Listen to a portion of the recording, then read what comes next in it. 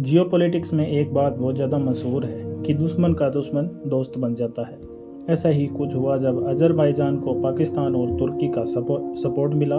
तब आर्मेनिया ने भरोसा किया भारत पे।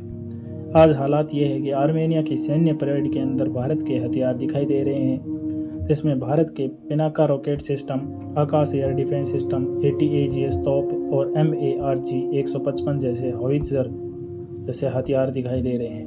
लेकिन सवाल यह है कि आखिर आर्मेनिया और अज़रबैजान के बीच लड़ाई क्यों है। दरअसल दोनों देशों के बीच में नागोर्नो कराबाख नाम के इलाके को लेकर एक विवाद है। ये इलाका आधिकारिक तौर पर अज़रबैजान का हिस्सा माना जाता है, लेकिन वहाँ बड़ी संख्या में आर्मेनियन लोग रहते थे। सोवियत यूनियन टूटने के बाद इन देशों के बीच में युद्ध शुरू हो गया। 1990 के दशक में लड़ाई शुरू हुई और 2020 में फिर से बड़ा युद्ध हुआ। इस बार अज़रबैजान ज़्यादा ताकतवर साबित हुआ क्योंकि उसे तुर्की और पाकिस्तान का समर्थन मिल रहा था। तुर्की ने ड्रोन और आधुनिक हथियार दिए, पाकिस्तान ने खुलकर अज़रबैजान का समर्थन किया। इसी वजह से आर्मेनिया को एक मजबूत साथी की ज़रूरत पड़ी। तब उसने हाथ मिलाया भारत के साथ।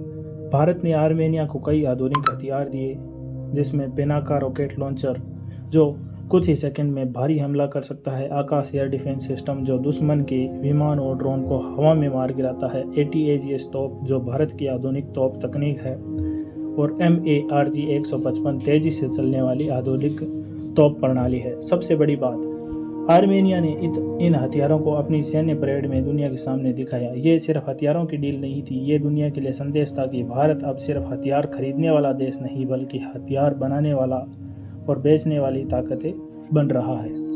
राजनीति में स्थायी दोस्त या दुश्मन नहीं होते, बल्कि अपने हित के होते हैं। शायद इसी वजह से आज भारत और आर्मेनिया एक दूसरे के करीब आते नजर आ रहे हैं।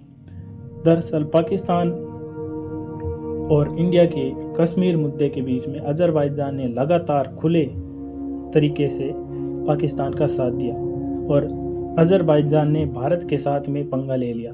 लेकिन जब भारत ने आर्मेनिया को ये हथियार सप्लाई किए तो अज़रबैजान, पाकिस्तान और तुर्की जैसे देशों में मिर्ची लगी हुई है कि आर्मेनिया को इतने अच्छे हथियार कैसे मिल गए, और आर्मेनिया अब एक मजबूत दुश्मन के तौर में खड़ा है।